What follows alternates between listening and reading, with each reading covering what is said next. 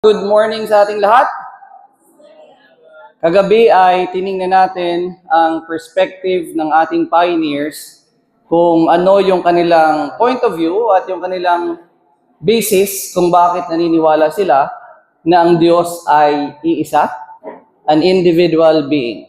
God is a person or God is a being.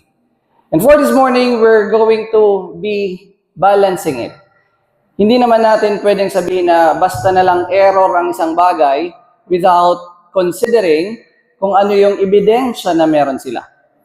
So, titingnan natin ngayon yung fundamental belief number 2 noong 1981 na hanggang ngayon yan pa rin ang fundamental belief. So, we're going to examine the biblical references para masabi nila na yung kanilang conclusion ay tama. So we're going to see if what they concluded is right or it is an application that is beyond what the verses are saying.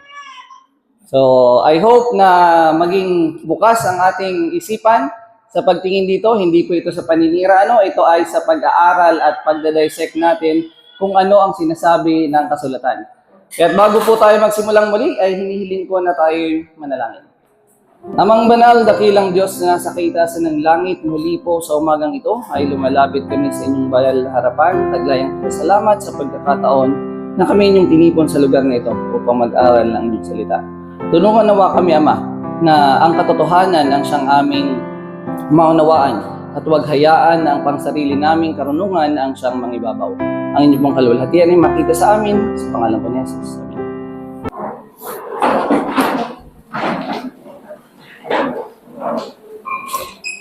To remind us, sabi ni Sister White, tandaan po natin, noong 1872 hanggang 1914, there is already a specified fundamental principle na pinangahawakan ng ating mga sinaunang manampalataya.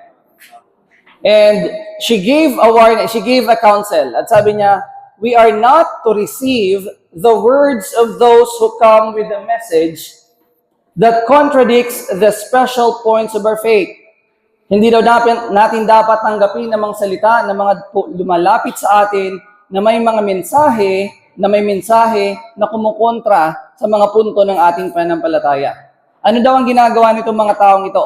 They gather together a mass of scripture and pile it as proof around their asserted theories. So nag-iipon sila ng maraming mga talata para sabihin na ito ang patunay sa aming konklusyon, sa aming teorya.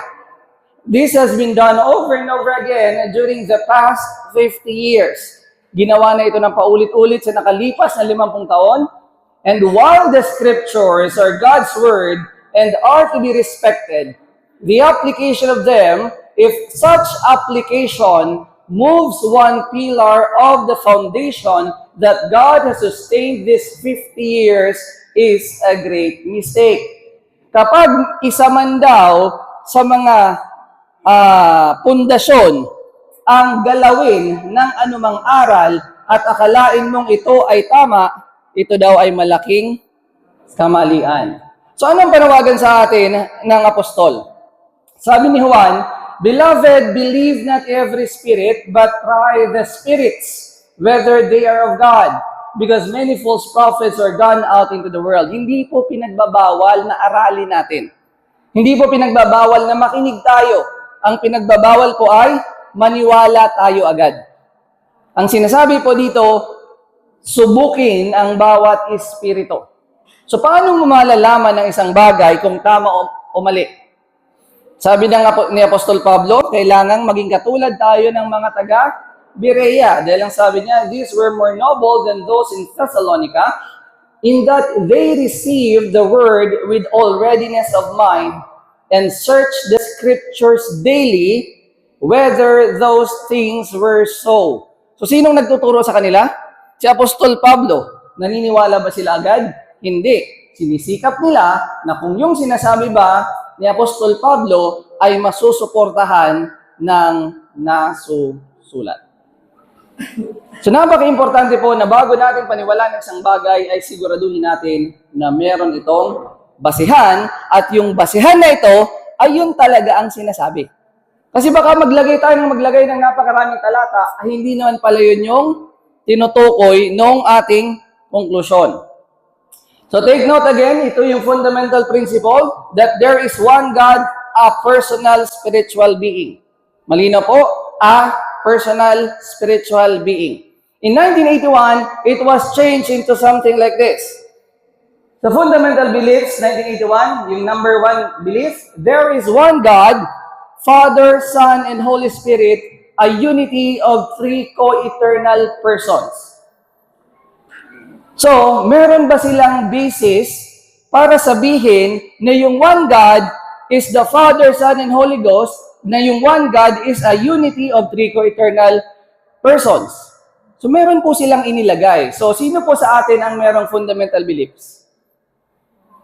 Sinubukan ba nating tingnan yung talata na nasa ilalim nun at sinubok kung tumutugma yung mga talata doon sa statement na yung one God is a unity of three co-eternal persons?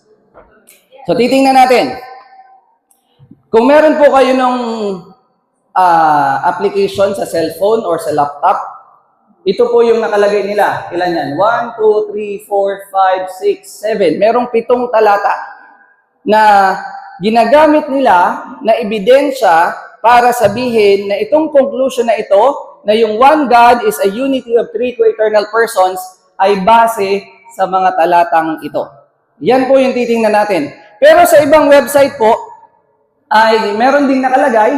Ito ay sa NAD, North American Division Adventist.org. Meron din silang 1, 2, 3, 4, 5, 6, 7. Halos pareho lang po.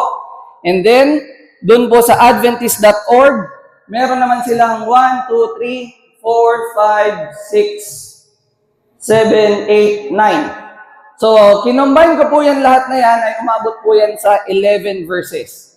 At titingnan natin isa-isa, lahat ng mga talatang yan, kung yan po ba ay nagpapatunay na ang isang Diyos ay 3 persona. Pero bago po natin aralin o i-test yung mga talata, meron pong 2 line of thought na ginagawa ang mga nag-aaral ng Biblia. That one is exegesis and eisegesis. So ano po ang kaibahan nilang dalawa? Sabi po sa meaning ng exegesis, means drawing the meaning out of the text. Kinukuha mo yung kahulugan base mismo sa talata. The interpreter asks, what did the author actually says? What did the words mean in their context? How does the immediate and wider Bible context explain this passage? So tinitingnan natin yung kabuuan, hindi lang yung specific na text na yon, para maintindihan natin ano ba talaga ang ibig sabihin ng talatang iyon. Ano naman yung eisegesis? It means reading a meaning into the text. So may nabasa kang talata at iniisip mo na ito ang kahulugan ng talatang ito. The interpreter already has a belief, then forces that belief into verses that do not actually state it. So sa pag-aaral po ng Biblia, alin ang gagamitin natin? Exegesis or exegesis? Sa maiksing salita, exegesis asks, what does the text say? Ano ba ang sinasabi ng talata? Ang exegesis, ano naman ang sabi? How can I make this text support what I already believe? So you have a conclusion already, you have an idea, and you will find verses that supposedly supports that idea. Now, we're going to see if the fundamental belief number 2 pala ito, number 1, the fundamental belief number 2 that says, one God is a unity of three co-eternal persons is a product of exegesis or a product of eisegesis. So, bear with me po, this might be somewhat theological discussion.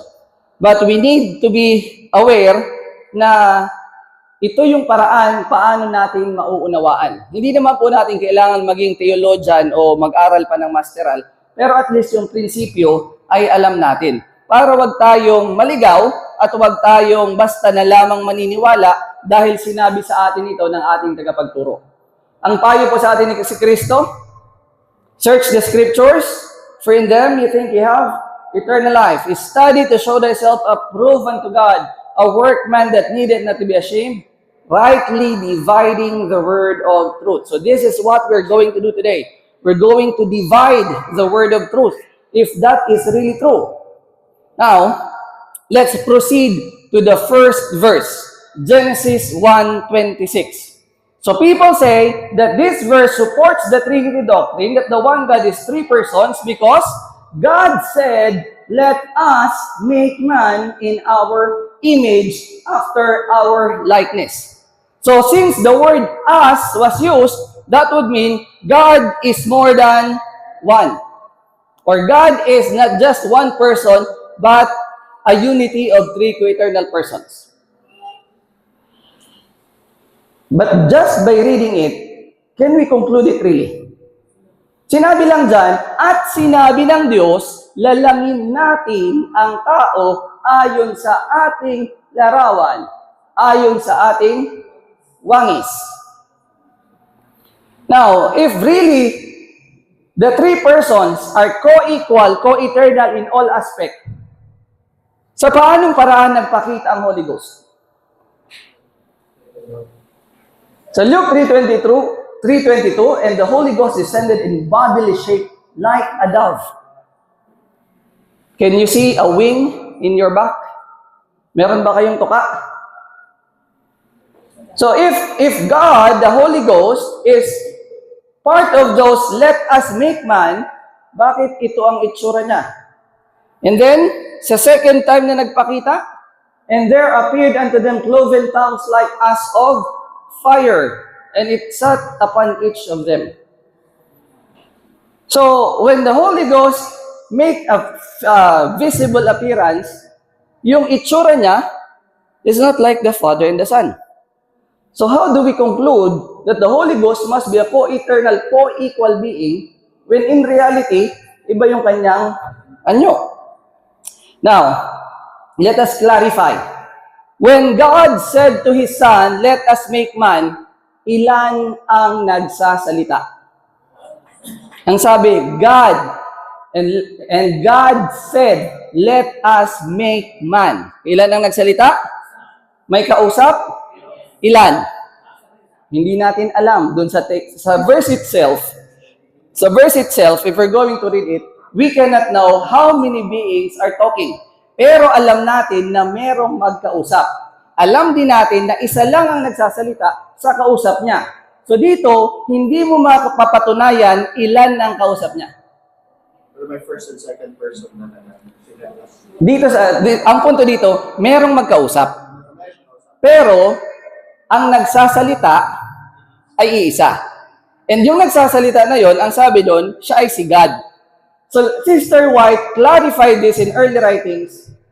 And she says, but when God said to His Son, let us make man in our image, Satan was jealous of Jesus. So, ilan na magkausap doon sa let us make man? Bakit nagselos si Satanas? Kasi hindi siya kasali. Ba't hindi siya sinali? Yun yung great controversy. Mamayang hapon, second service, pag-uusapan natin yon. Bakit hindi kasali si Satanas dito sa let us dito? Now, so if we don't have a preconceived opinion, and we read this in connection with Genesis 1:26, ilan ang magkausap? Dalawa. Plain and simple. No need to explain. Merong mag-ama na nag-uusap. When we read Proverbs, sabi ni Solomon, who hath ascended into heaven and descended, who hath gathered the wind in his fist, who hath established the ends of the earth, what is his name, and what is his son's name, if thou canst tell? So we can see that in the Bible, when it says, let us make man, it talks about the Father and the Son doing the creation. So, the first verse failed exegesis. The first verse do not necessarily say that the one God is a unity of three co-eternal persons. The second verse is Deuteronomy 6 verse 4, which is hindi na ako mag-expound kasi in-explain ko na to kagabi. The Lord our God is one Lord. When it says one, alam natin na ito ay yung ekad na tinatawag. Ito is numerical 1. Ito ay para sa pagbibilang. Hindi po ito yung sa unity. And ginamit ito ni Kristo mismo sa Mark 12:29 and 30. Sabi ni Kristo, "Hear, O Israel, the Lord our God is one Lord." And then sinabi niya na mahalin mo ang Diyos. At sumagot yung eskriba sa 32, "Well, Master, thou hast said the truth." And what is the truth? And therefore there is one God, and there's none other but He. So the scribe and Christ agreed that the one God is a He. And Jesus said, "Thou art not far from the kingdom of God." Now, isisingit ko na ngayon, bakit hindi sinabi ni Kristo that you are already in the kingdom of God?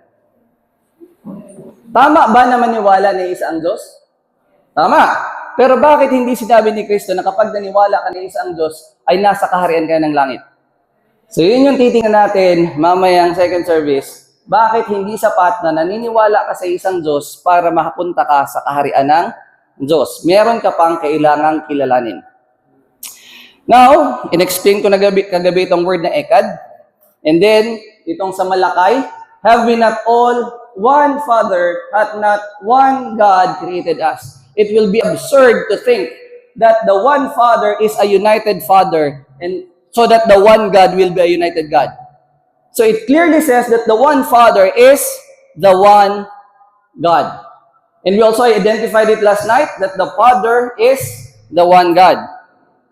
Ito yung sabi ng mga Hudyo, "We have one Father, even God." Jesus said, "It is my Father that honoreth me, of whom you say that He is your God." So, malinaw po, ayon kay Kristo, na ang Diyos ng mga Hudyo ay ang kanyang Ama. At sa langit po, may tinatawag tayong system of government. Meron pong hierarchy.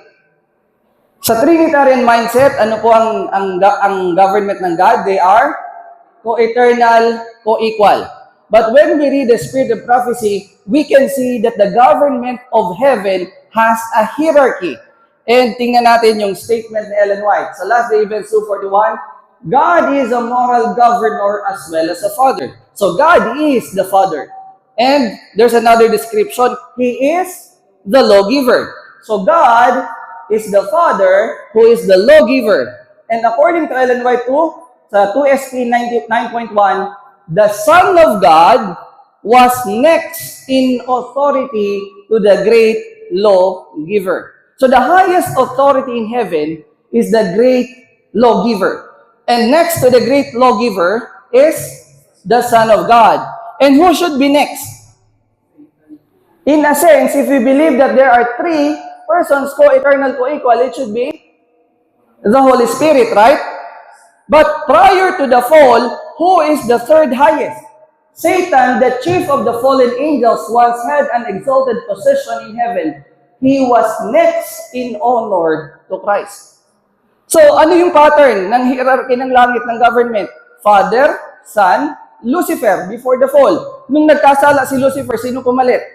It was Gabriel, the angel next in rank to the Son of God, who came with divine message to Daniel. So prior to the fall, ang pangatlo si Lucifer. After the fall, ang pangatlo si Gabriel. So by this, we can see that there must be something different sa understanding natin if we think that the Holy Spirit is an individual being like the Father and the Son. Number 3, ginagamit nila ang talata. Isaiah 6 verse 8. Ano po yung argument dito? Kasi ang sabi dyan, "And I heard the voice of the Lord saying, Whom shall I send, and who will go for us?" So again, nandun naman po yung word na us. So therefore, sasabihin nila, tatlo yan. Pero take note, ilan ulit ang nagsasalita? The Lord saying, "Whom shall I send, and who will go for us?" Sabi niya, I send. And basahin natin paulit-ulit ang New Testament. Ayon kay Kristo, ilan ang nagsugo sa Kanya? Sino?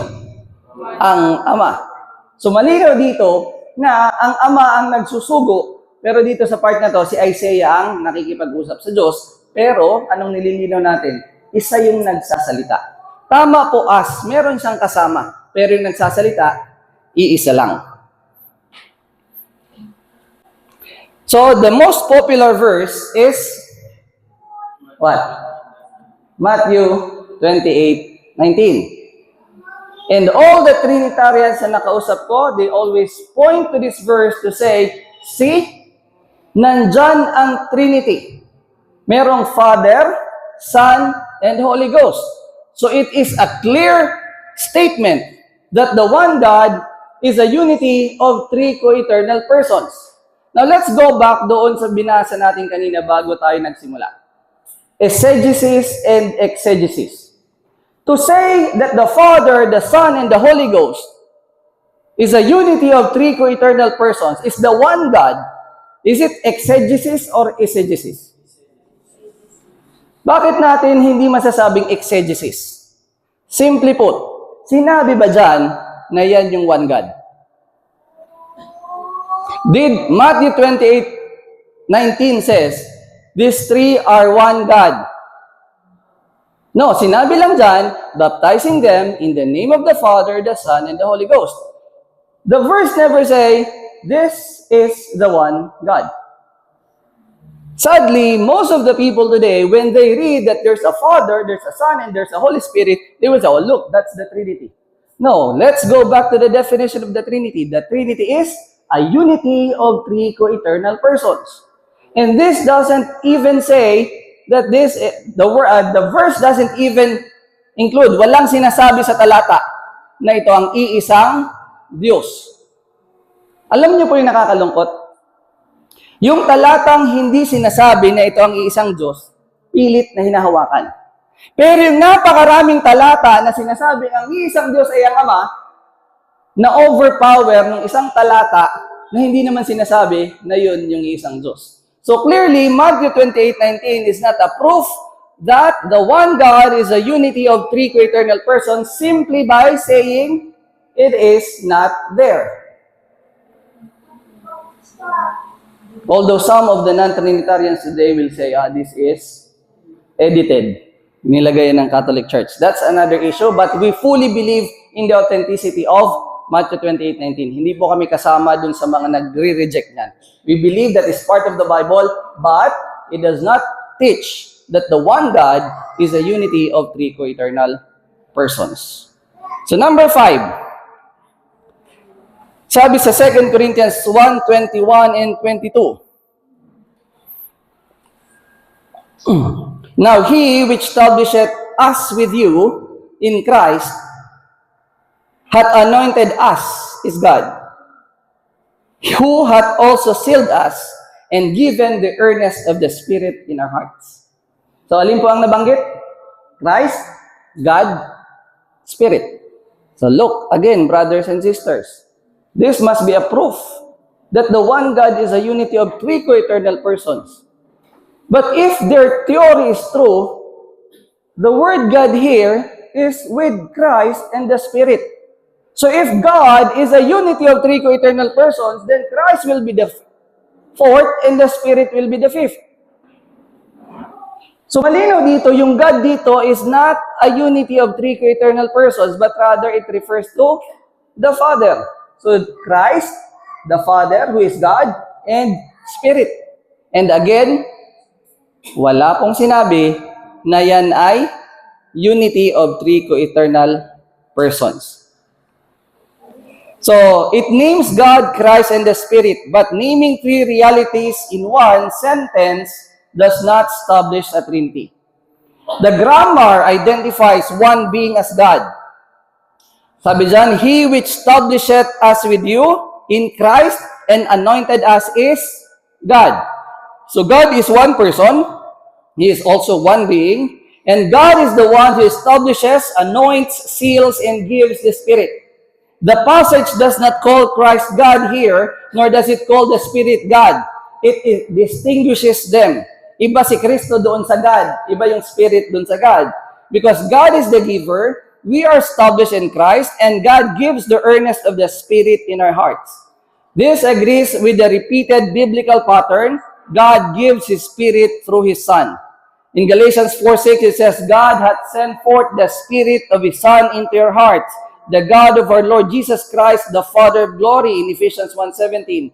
And in Acts 2:33, it says, Jesus Christ, having received of the Father the promise of the Holy Ghost, He had shed forth this. So the Spirit is called an earnest, meaning a pledge, down payment, or guarantee of the future inheritance. It is something God gives to believers. It is not presented in 2 Corinthians as another God alongside Him. So, what's the strongest point in this? If the text were intended to teach a Trinity, Paul could have said, God the Father, God the Son, and the Holy Spirit. God the Holy Spirit. But instead, he says, God gives the Spirit and establishes the believers in Christ.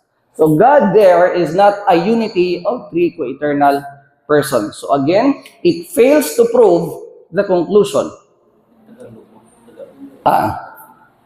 Tagalogin ko raw po. So sinasabi po dito na kung yung talata ay nais ni Pablo na magturo ng Trinity, hindi ba't dapat mas nilinaw niya na God the Father, God the Son, at God the Holy Spirit? Pero dahil hindi niya sinabi yun, hindi ito magiging malinaw na katibayan na si Pablo ay nagtuturo na ang isang Diyos ay tatlong persona. Next, the grace of the Lord Jesus Christ and the love of God and the communion of the Holy Ghost be with you all. Amen. Pareho lang po nung kanina. Nakita nyo? Jesus Christ, God, Holy Ghost. So kung 3-in-1 na yung God, bakit God yung nakalagay doon? So, distinguish yung God kay Christ at sa Holy Ghost.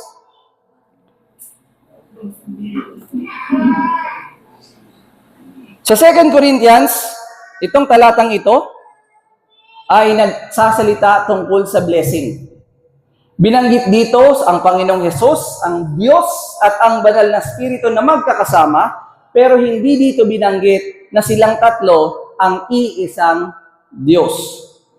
Ang salita dito ni Pablo ay dinidistinguish silang tatlo. Kaya God, Christ, and Holy Ghost. Kaya't ang ibig sabihin nito ay hindi nagpapatunay ng Trinity. Ipinapakita lang dito ang kanilang mga gawain sa pagliligtas. Pag-ibig ng Diyos, biyaya ni Kristo, at pakikisama ng banal na Espiritu. Again, hindi dyan sinabi na yan ang iisang Diyos. Hindi po natin tinatanggihan na may nag-i-exist na Holy Spirit. Malinaw, may Holy Spirit. But to say that the one God is a unity of three co-eternal persons is not supported by the text. Sunod, Ephesians 4:6. Ito hindi ko alam kung bakit isinali nila. Now this clearly indicates a non-Trinitarian position because God is the Father of all, not a unity of three co-eternal persons. Can you in the list see a Trinity here? The God here is also the Father. So how did they include it? I don't know, but clearly it does not support their claim that the one God is a unity of three co-eternal persons.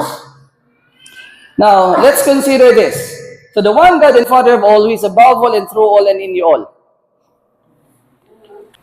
Let's consider another verse. Sa 1 Corinthians 15:27 and 28.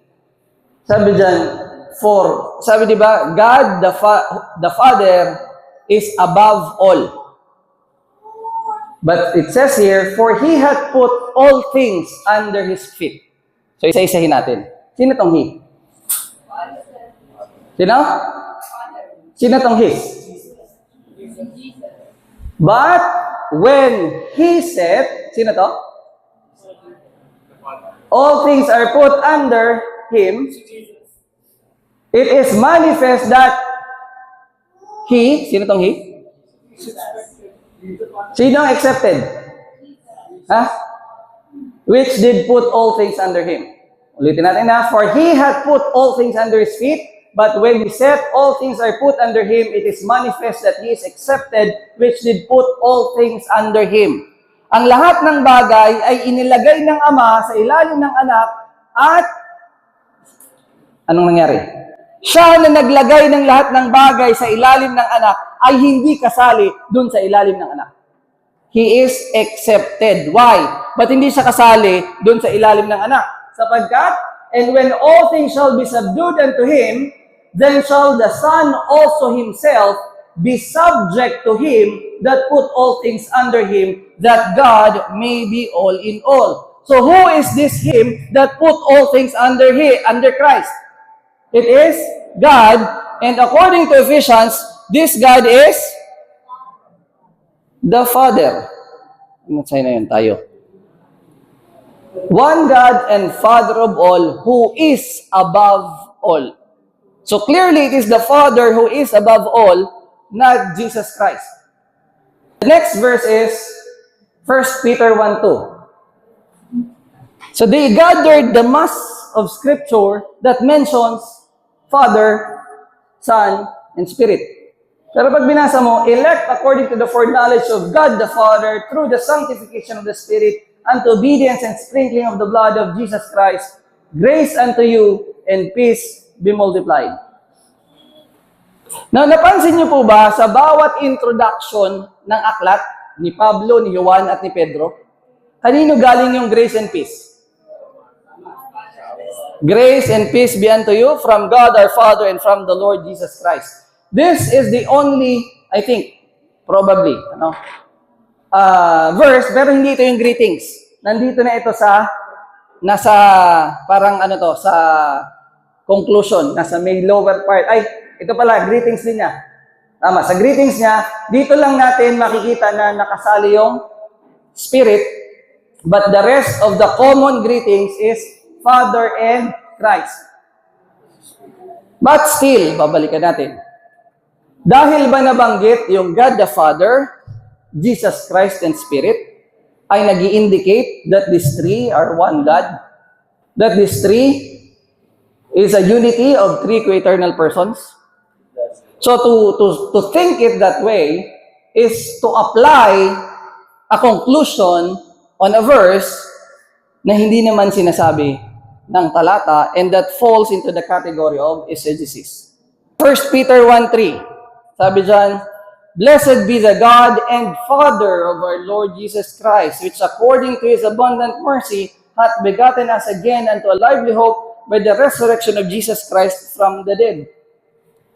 So how it came to be a part of the proof, I don't know. But here, Peter clearly identify who is God.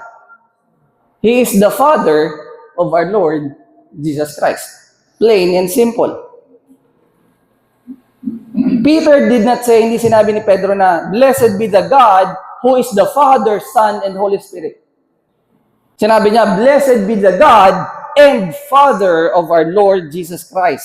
He identifies the God of Jesus Christ as the Father. Kaya po, hindi po ito tumutukoy sa tatlong persona. Ang Diyos ay ang Ama.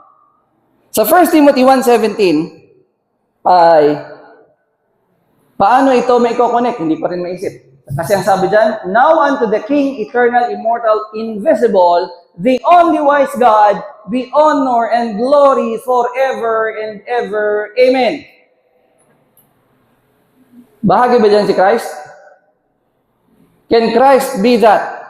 Can Christ be included? No, because Christ is not invisible.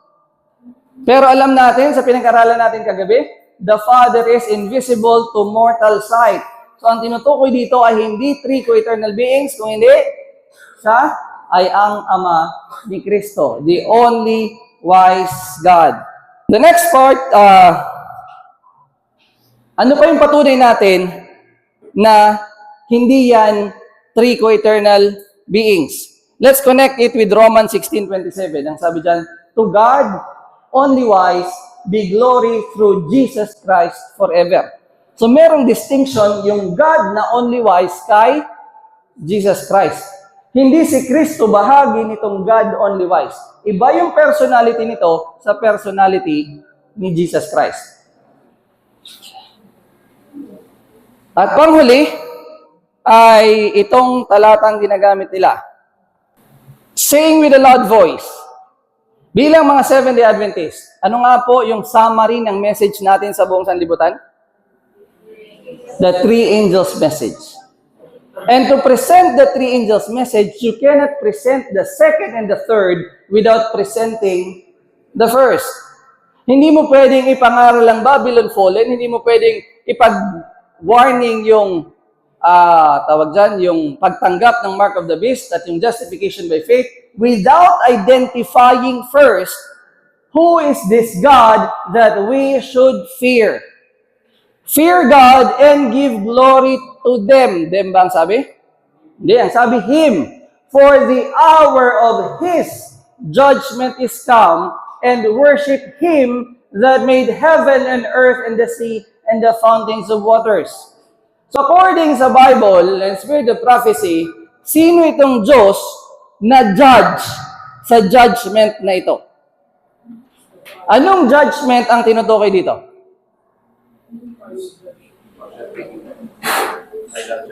Yung mga estudyante ko. Anong judgment ang tinutukoy sa first angel's message? Investigative judgment. And who is the judge in the investigative judgment? It is the Father who will preside the judgment. Bakit? According kay Daniel, one like the Son of Man came to the Ancient of Days. So the investigative judgment, si Kristo ay mediator, ang Father ang judge.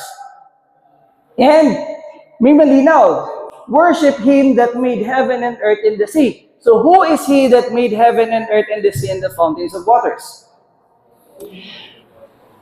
Basahin natin ang Biblia para hindi tayo manghula. Psalms 146 verse 5.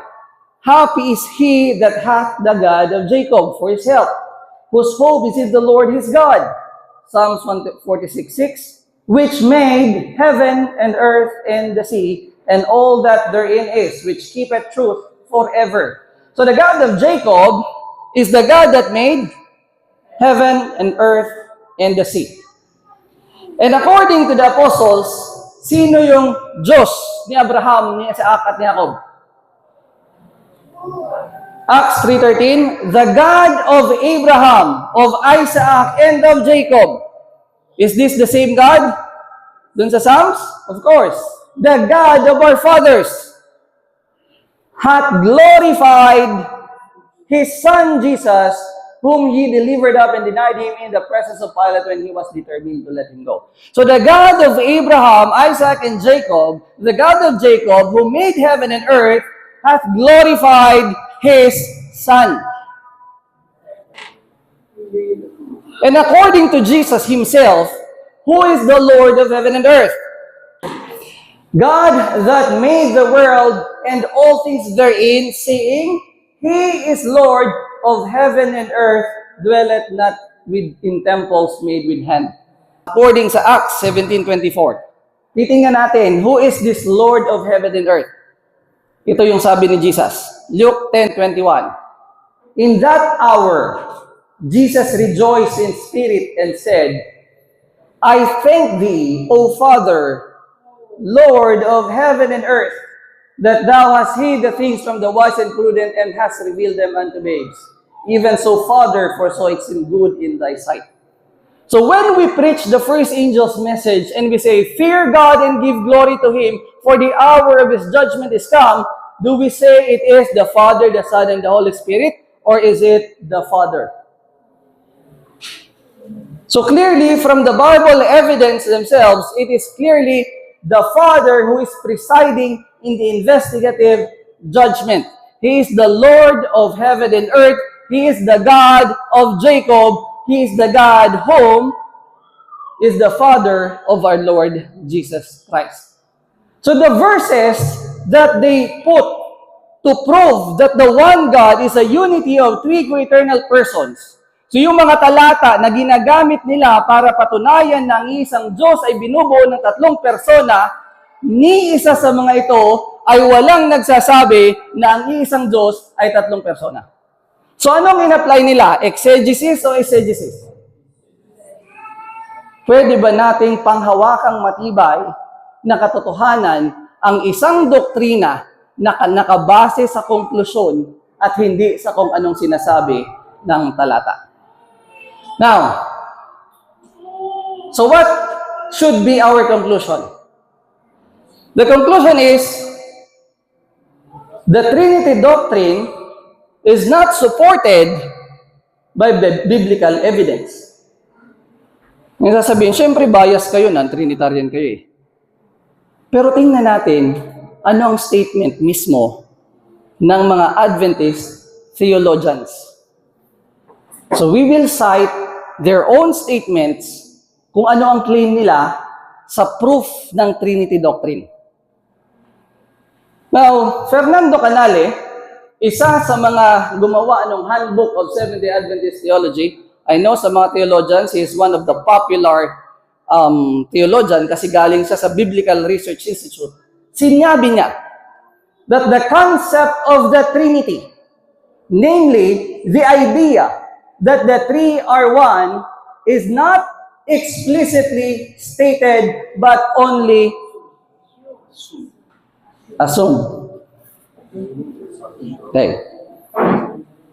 So in other words, the Trinity doctrine is an assumed doctrine, not a doctrine plainly stated or explicitly stated from the Word of God. Ito po, meron tayong reference if you want to to cross-check kung ito ay totoo o hindi.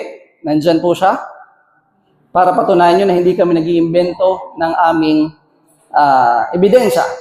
So sinabi niya mismo na yung concept ng Trinity ay hindi explicitly stated o hindi assumed. So therefore, the Trinity doctrine is an assumed doctrine. Sa Adventist Review, ito yung sabi nila, while no single scriptural passage states formally the doctrine of the Trinity, it is assumed as a fact by Bible writers and mentioned several times. Again, take note of the keyword, assume. Ano yung first admission? No single scriptural passage. After nilang sabihin, no single scriptural passage, mentioned several times. Walang passage, pero mentioned several times. Ano ang i-cause dito sa atin? It will cause confusion. And confusion means, ayun ang sabi niya na. Now, there's another statement that we need to be cautious of.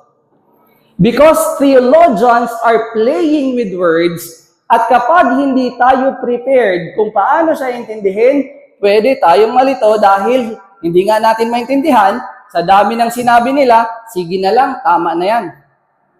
Now, I'd like you to compare the word assumed as a fact. When something is assumed, is it a fact?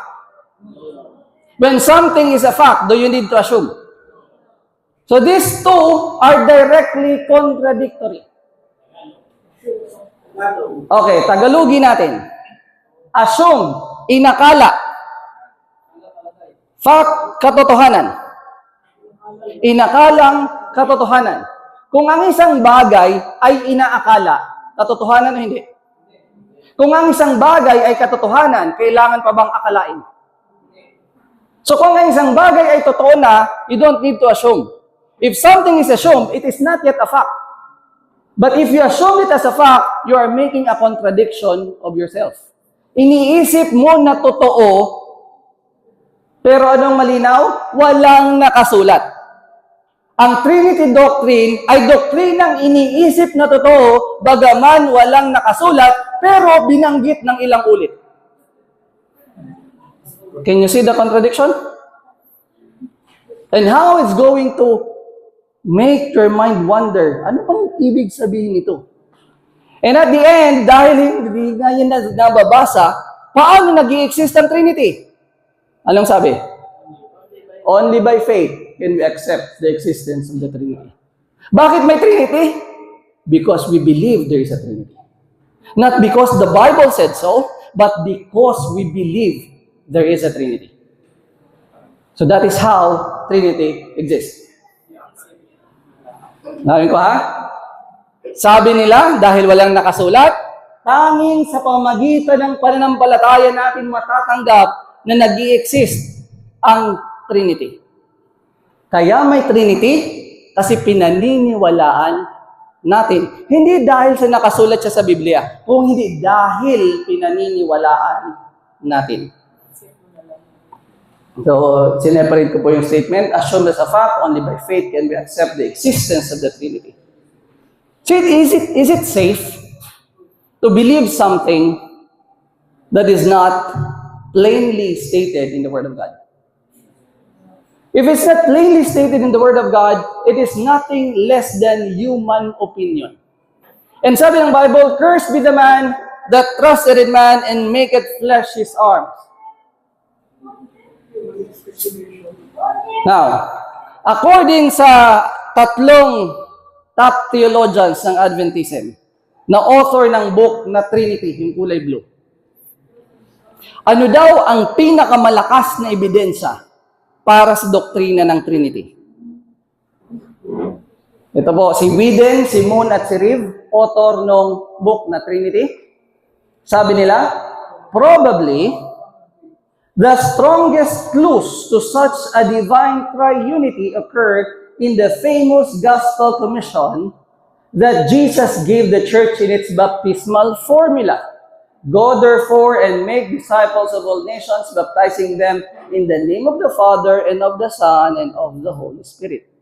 If this is the strongest clue or evidence that they could have, and this verse doesn't even mention that this is the one God, how can we be so sure na safe yung paniniwala natin na yung ebidensya nila hindi naman tumutukoy dun sa pinaniniwalaan nila? First word is probably.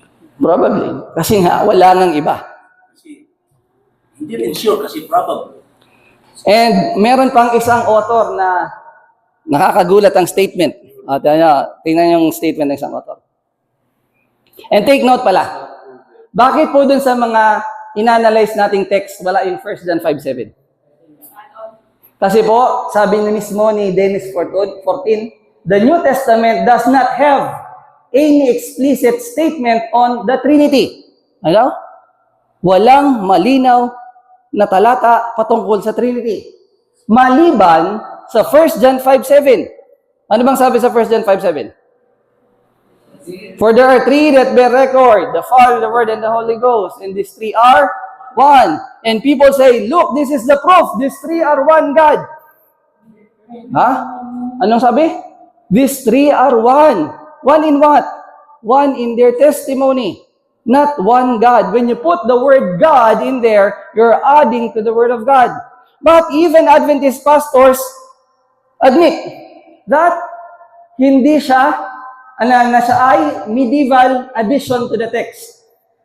Take note, walang explicit, but the Trinitarian evidence is overwhelming. Now, are you overwhelmed by the evidence? Sabi niya walang explicit, pero daw yung ebidensya ay napakarami. Pero base sa mga talatang tinignan natin, wala ni isa na tumutukoy ng isang Diyos, tatlong persona.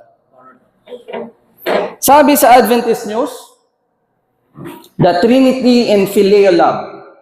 The Bible's clear allusions, ano ibig sabihin ng allusions? Not explicitly stated, to the Trinity are enough for the Adventist. Dumating na po tayo sa punto ng pananampalataya natin na kahit pa hindi yan mababasa at mapapatunayan sa Biblia, ay sapat na para paniwalaan at usigin ang hindi maniniwala dito. The church today is expelling fellowshipping people who do not subscribe to the fundamental beliefs. Marami po tayo na pinagbawalang magsalita, na ang tingin sa atin ay lobo, ang tingin sa atin ay false teacher, because we do not subscribe the fundamental belief number 2. But clearly, kanina anong sabi ni Kanale? Assumed. Ngayon ito ay allusion. So ngayon, ang isang Adventista na ayaw maniwala sa inaakalang doktrina ay sinisipa at pinagbabawalan sa loob ng iglesia. If you want to believe what is plainly written, then you can no longer be a part of the Seventh-day Adventist Church because they want to hold on to an assumed doctrine. Remember when Martin Luther said, "Show me from the Word of God where I am wrong"? Anong sabi sa kanya? Recant. The same request we're doing with the people. Show us from the Word of God na mali na maniwala na ang iisang Diyos ay ang Ama. Nasabihin, rebelde ka. Sabi ni Richard Rice, the role of the Trinity in a doctrine of God always raises question. One reason is that the word itself does not appear in the Bible. Tingnan niyo po ha, aminado sila. The word Trinity itself is not in the Bible. And the concept itself, the idea is only assumed. Nor is there any clear statements of the idea. Yung salita mismong Trinity ay wala, ni walang malinaw na statement sa idea. But the Bible does set the stage for its formulation. So the Trinity doctrine is not an explicit biblical doctrine, but rather a formulated doctrine based on assumption. In other words, exegesis. And the concept represents a development of biblical claims and concepts. So even though, tingnan yung admission, the doctrine of the Trinity is not part of what the Bible itself says about God, ano pong sabi la? Bagaman ang Trinity ay hindi bahagi sa kung ano ang sinasabi ng Biblia tungkol sa Diyos, it is part of what the church must say to safeguard the biblical view of God. If this is not confusing enough, I don't know. Sabi nyo, hindi siya bahagi ng doktrina ng Biblia, pero kailangan siyang protektahan para maunawaan yung pagkakilala sa Diyos. And yet, pag hindi kami naniwala sa Trinity, anong tawag niyo sa amin? Offshoot. Wolves. Mga kung ano-ano. Mga kapatid, we are not trying to fight against the church. Every single reformer doesn't have the desire to destroy the church. A reformer wants the church to turn back to Christ. Eh bakit napapahiwalay ang reformador? Eh kasi, ayaw nang tanggapin. Now, let's go to the inventors of the doctrine. Magkasundo ba yung Seventh-day Adventist Church at yung nag-imbento ng doktrina ng Trinity sa pagsasabi kung may katibayan o wala ang doktrina ng Trinity? Saan galing ang Trinity doctrine? Sa Roman Catholics. Sabi ng Assumption of Mary Life Magazine, October 30, 1950, our opponents sometimes claim that no belief should be held dogmatically which is not explicitly stated in the Scriptures. Sabi daw ng kumakalaban sa Romano Katoliko, ay walang doktrina na dapat paniwalaan o panghawakan hanggat hindi ito sinasabi ng malinaw sa kasulatan. But the Protestant churches have themselves accepted such dogmas. Ang mga Protestante ay tumanggap ng mga dogma na hindi naman nasusulat sa kasulatan. As the Trinity, for which, anong sabi la? There is no such precise authority in the gospel. Inamin mismo ng Catholic Church na ang Trinity doctrine ay walang otoridad mula sa Ebanghelyo. Sabi pa nila, in Scripture, there is yet no single term by which the three divine persons are denoted together. The Vatican Council has explained the meaning to be attributed to the term mystery in theology. It lays down that a mystery is a truth which we are not merely incapable of discovering apart from divine revelation, but which, even when revealed, remains hidden by the veil of faith and enveloped, so to speak, by a kind of darkness. If we believe this statement, did Christ fail to reveal God? Now, mga kapatid, we have tested the evidence. We find out not a single verse supported the conclusion that the one God is a unity of three co-eternal persons. The Adventist theologians themselves admitted that it is only assumed. The Catholic Church, who invented the doctrine, spoke the same.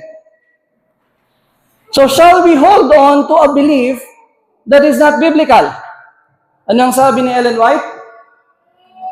The opinions of learned men, the deductions of science, the creeds or decisions of ecclesiastical councils, as numerous and discordant as are the churches which they represent, the voice of the majority, not one or all of them, nor all of them, this should be regarded as evidence for or against any point of religious faith. Hindi po nasusukat sa dami ng naniniwala sa isang doktrina kung ito ba ay totoo o hindi. Kapag wala po yung katibayan, kapag hindi pumasa doon sa ating subukan, ano ang kailangan gawin? Ano ang sabi ng inspired statement bago tayo tatanggap ng anumang doktrina? Before accepting any precept, doctrine, or precept, we should demand a plain thus saith the Lord in its support. Why is it now? Ito harapan ng sinasabi na wala ngang katibayan. Pero bakit pinangahawakan pa rin? Have we come to a point na yung ating pagiging Laodicea ay nasobrahan na talagang kahit pa sinasabi na sa'yo na hindi yan totoo, ang katotohanan ito ay hindi totoo. Ay pinaniniwalaan mo pa rin katotohanan. Ano nga ang basihan ayon sa Biblia? To the law and to the testimony. If they speak not according to this word, it is because there is no light in them. Does the Trinity have any support from the law and the testimony? So, is there any light in the Trinity doctrine? So, anong ginawa ni Satanas? Bakit gano'n na lamang kasatisfied ang mga tao sa kanilang pinaniniwalaan?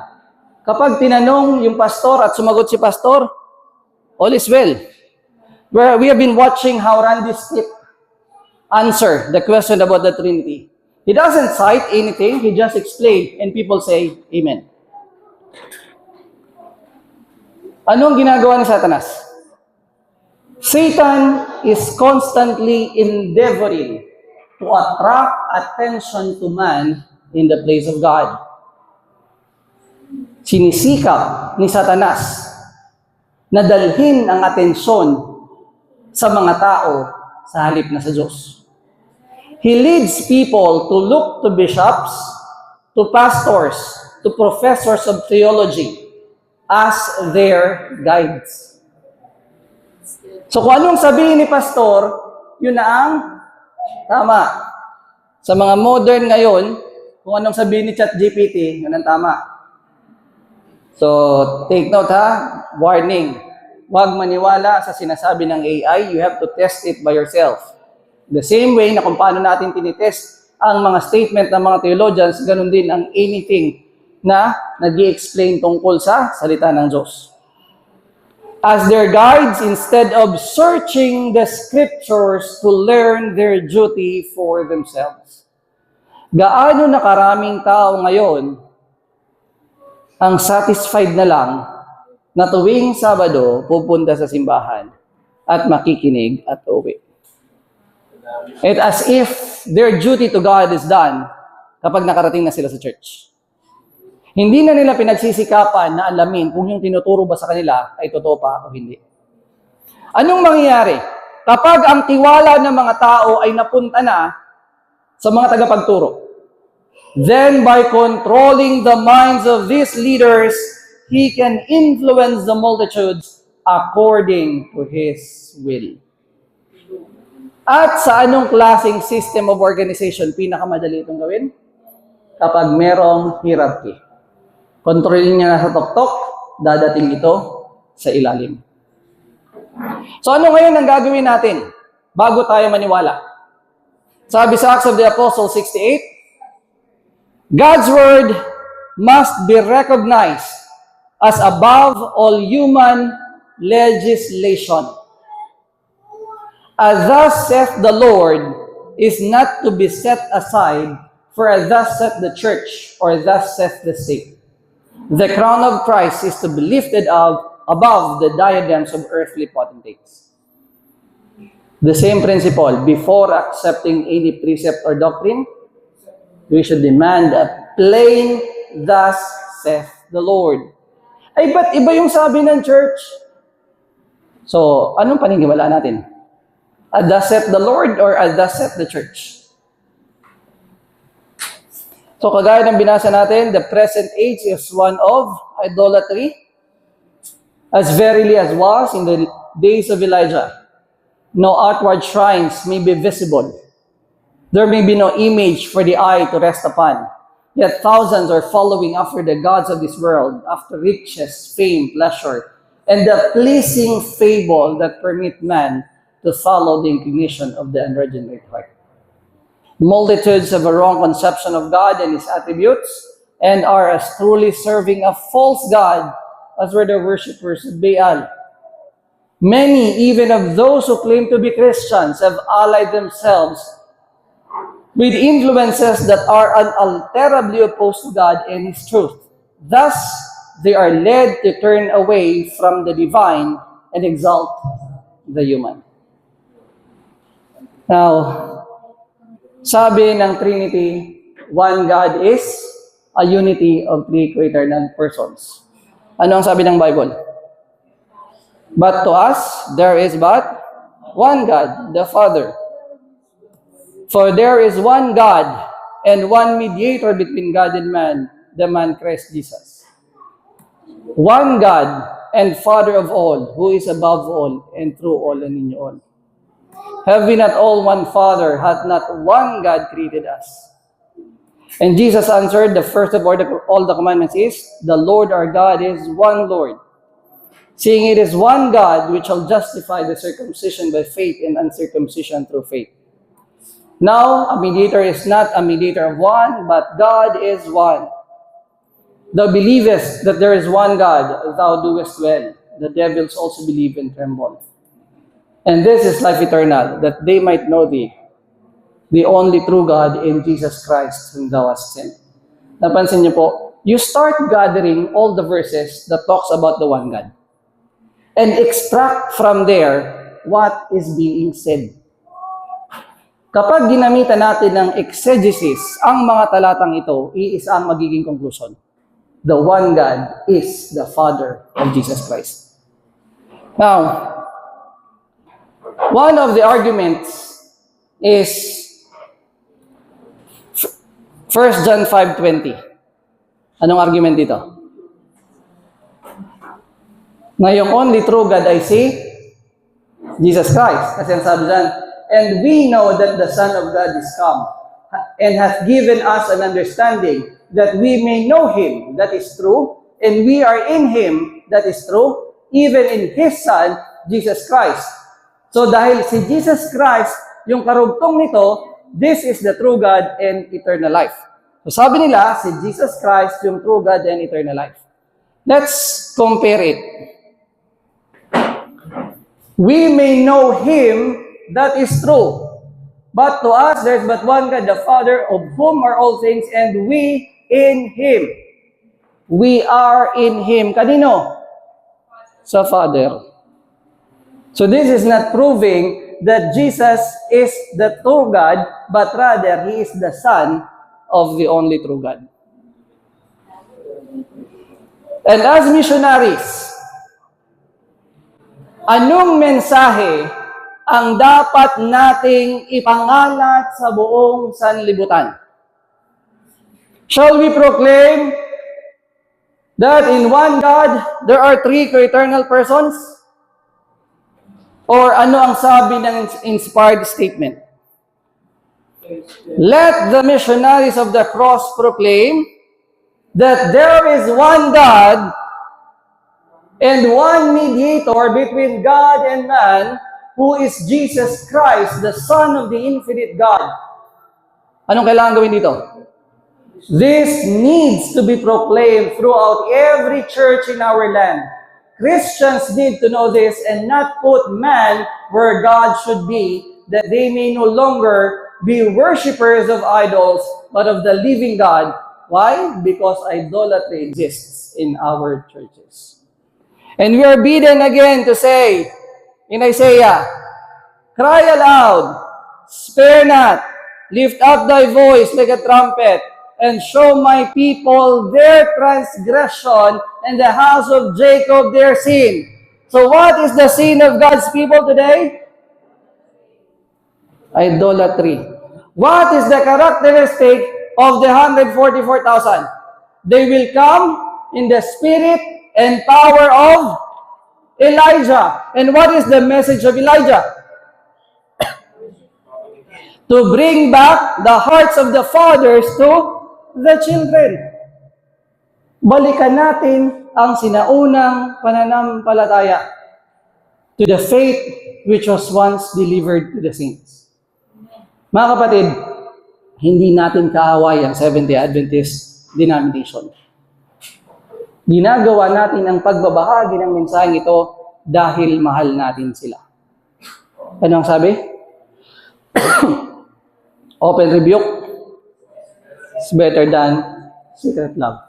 And we have a duty according to Ezekiel. When God said, Son of man, I have made you a watchman. If I say to the wicked that he will die in his sins, and you warned him not, he will die in his sins, yet his blood will I require at thine hand. So if we will not warn the Seventh-day Adventist people and the rest of the world that they are worshiping an idol, we will be responsible for their death. So, it is true na kailangan nating i-reach out yung mga tao nga sa bundok, but it is also true that we have more people to reach out na nasa mga syudad at nasa mga bayan. May kanya-kanya tayong gawain. And if we will join forces, yung mga nagtatrabaho sa bundok at nagtatrabaho sa patag, kung gagawin natin ang bahagi natin, then we will hasten the coming of the Lord. So yung mga questions po, i-reserve nyo para mamayang hapon tayo magkakaroon ng question and answer. Pagpalain po tayong lahat.